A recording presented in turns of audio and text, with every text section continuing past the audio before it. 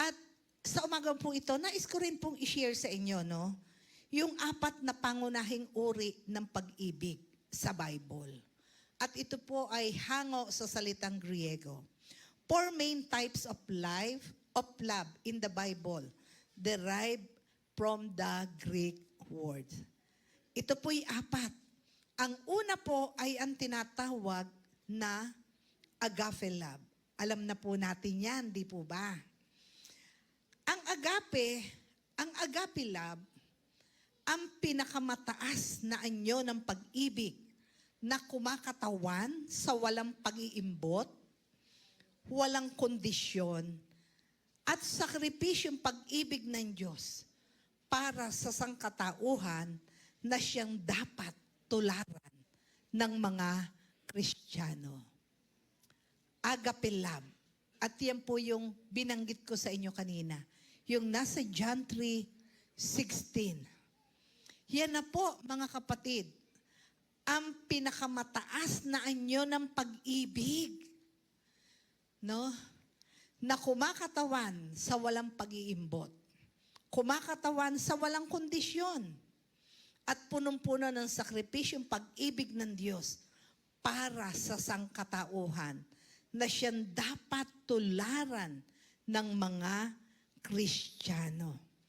Kita naman po natin, isinacrifice ng Ama ang nag-iisang anak. Amen.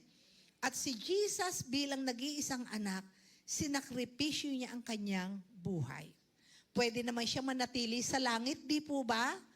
Pero mga kapatid, yun po lagi kong sinasabi sa inyo.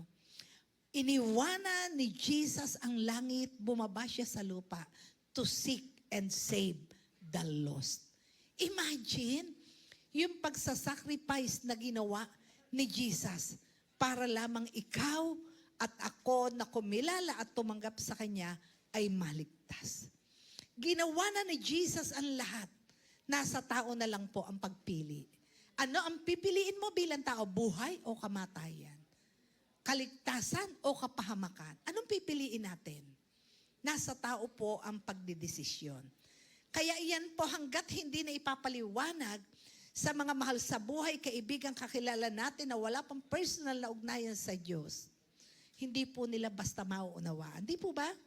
Kaya nga, kinakailangan, yung natapos ng ginawa ni Jesus, tayo naman pong mga tagasunod niya ang magpapaliwanag sa tao. Tayo naman po ang magpapaalala. Alam mo ba, ang pagmamahal ng Diyos, walang pag-iimbot, walang kondisyon. Di po ba? Totoo yun.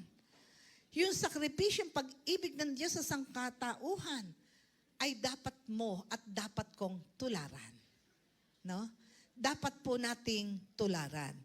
At dito po sa 1 John 3:16, kanina po, Juan 3:16. Ngayon, unang Juan, 1 John 3:16.